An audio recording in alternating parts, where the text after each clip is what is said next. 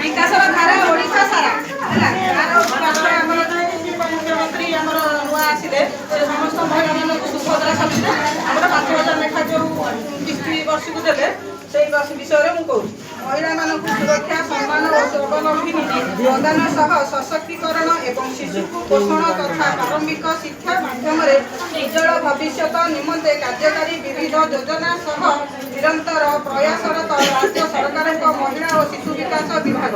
सुभद्रा महिला सशक्तिकरण युगांतकारी योजना आमर जो मिशन शक्ति था तार ना सुभद्रा शक्ति माने प्रकाश कले